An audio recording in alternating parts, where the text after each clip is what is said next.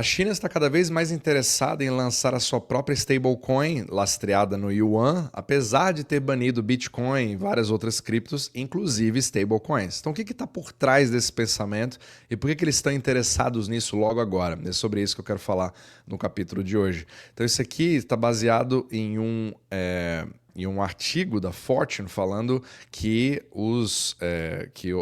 oficiais de Beijing, né, estão mais próximos dessa ideia de uma stablecoin baseada no yuan pelo Fear of Missing Out, que é o famoso FOMO, né? Você não quer ficar de fora de um movimento que já está acontecendo ao redor do mundo, mas principalmente coincidindo com o Genius Act americano, né? Que exige que você tenha reservas ali 1 para 1 de dívida americana, caso você queira ser um emissor de stablecoin. E essa regulamentação que foi feita nos Estados Unidos foi abrindo novas formas que foram vistas como muito interessantes, porque de tal forma, né, que você, quando você acompanha toda a questão ali das CBDCs, as moedas digitais de bancos centrais, elas trazem um poder grande para aquele governo, e aí fica aquela questão. Os Estados Unidos apostaram nas stablecoins que acabam tendo o mesmo efeito de uma CBDC, e isso também está chamando a atenção da China.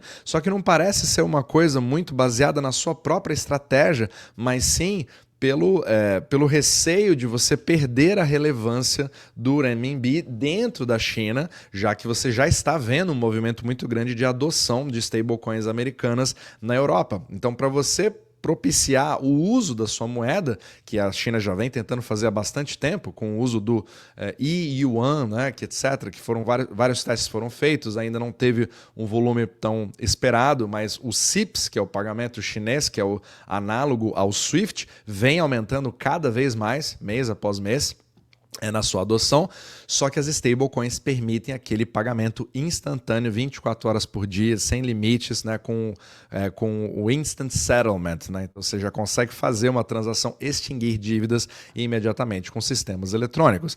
E aí fica aquela grande questão, porque a China hoje ela tem aquela analogia da panela de pressão, ela tem um controle de capital extremamente forte, você tem dois mundos separados, onde você tem a China Mainland, né, que é a continental, onde ela tem um controle de capital simplesmente perfeito, né, você não sai nada de lá sem o controle do PBOC, mas você via Hong Kong, você usa isso como uma válvula para comunicação com o sistema eurodólar, que eu tanto falo aqui nesse podcast. E aí a China, ela está fazendo vários movimentos, seja baseado em commodities ou no próprio ouro, né? Inclusive eu fiz esse capítulo, fiz esse vídeo no Substack, esse artigo falando sobre como que a China começou, né, a internacionalizar a Bolsa de Xangai para Hong Kong, ou seja, isso permite que as pessoas possam comprar ouro diretamente com o RMB e fazer a troca ida e volta, para dar uma tranquilidade maior para o uso, a internacionalização do RMB ao redor do mundo, sendo que você pode convertê-lo para ouro a qualquer momento. Então a China vem fazendo vários desses movimentos e agora seria um outro tipo de movimento para você passar a usar uma versão eletrônica dele. Então é sempre essa questão da válvula, como internacionalizar, mas ao mesmo tempo que eu não perco o controle de capitais. Esse é o grande dilema que a China tem hoje. Então se você quiser acesso a esse vídeo, a esse artigo, eu também tenho vários outros artigos sobre esse assunto, você pode acompanhar aqui no Substack, só clicar no link abaixo também, e onde eu falo também como você pode seguir os meus próprios investimentos, né? Às vezes você gosta de ter informações macroeconômicas, mas você gostaria de ter uma coisa mais prática. Eu também ajudo as pessoas aqui na jornada Omni Macro, onde você pode seguir ali todas as aulas que eu faço ao vivo e também seguir todas as gravações. Eu estou ajudando ali um grupo de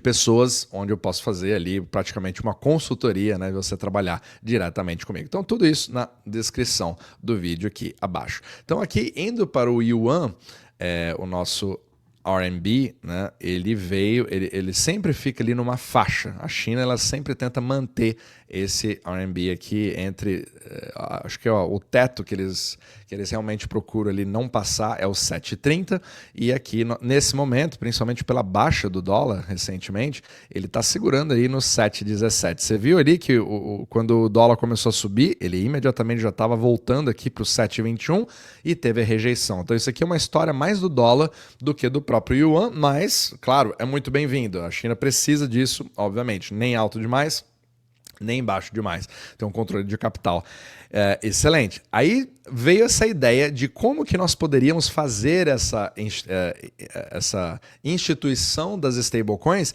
para fora da China e não para dentro da China. Então essa que é a parte interessante. Não seria uma adoção para China Mainland, mas seria uma ideia da internacionalização do yuan. E teve várias vozes dentro da China que estão de acordo com isso. Então, uma pessoa é o Wang Yongli, que ele era um dos vice-presidentes do Banco da China. Ele já falou que isso aqui é bastante interessante.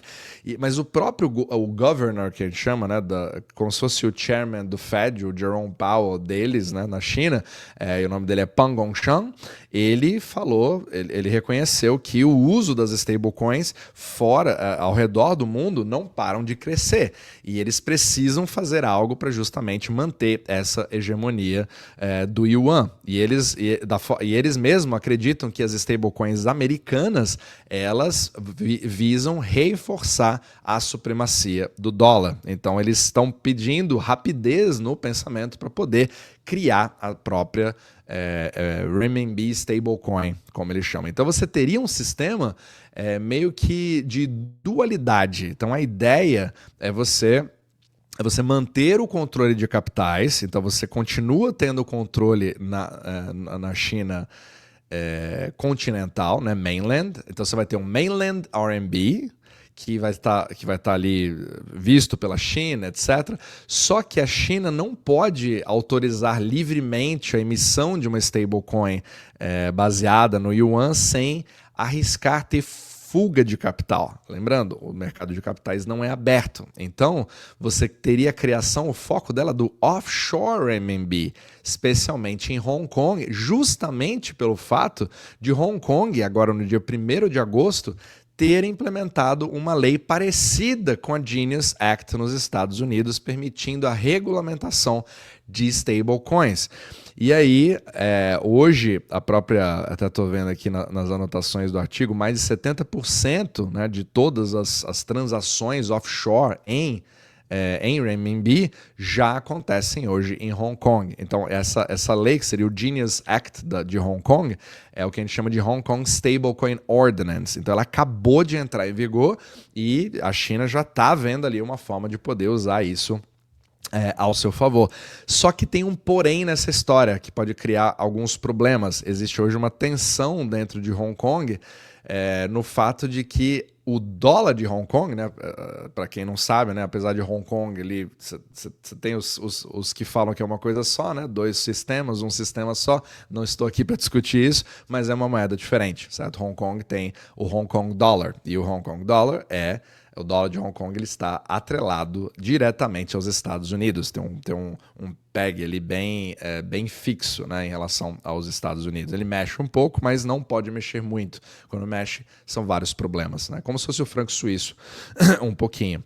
Então, fica aquela questão, né, de você ter ali aqueles sistemas em paralelo dentro do próprio território. Então, assim, é uma coisa bem interessante de ver como que os chineses vão lidar com isso para criar cada vez mais as suas infraestruturas. Mas, com certeza, isso é algo que está cada vez mais na mira do PBOC, do Banco Central Chinês. E regiões, principalmente em alguns testes que já querem ser feitos, né, são locais onde você tem o comércio exterior acontecendo. Então, por exemplo, aqui você tem a zona aqui no sul, essa ilha chamada Hainan, né, que tem justamente uma área como se fosse uma zona franca de Manaus deles, né, mas que funciona muito melhor do que a nossa no Brasil. A infraestrutura deles é realmente absurda. Então você tem aqui a ilha de Hainan e essa zona franca aqui de Hainan seria utilizada também para fazer, inclusive, as suas próprias emissões de stablecoins, é visto como uma das possibilidades. Então isso vai começando a criar formas de você poder fazer a expansão desse sistema com vários outros emissores, mas que tem uma regulamentação feita via Hong Kong. Então é um sistema bem em camada, claro, ainda está na parte da intenção, não existe ainda nenhum lançamento, mas você percebe claramente como que a China está tentando por todos os lados ver formas de não depender do sistema euro-dólar e transformar aí e ficar pelo menos no páreo, né? A gente fala muito sobre a parte bélica da guerra comercial, das tarifas, etc. E às vezes esquece que existe também a questão monetária. Então os Estados Unidos entraram com a Genius Act porque eles sabem que precisam manter a hegemonia dos bonds americanos.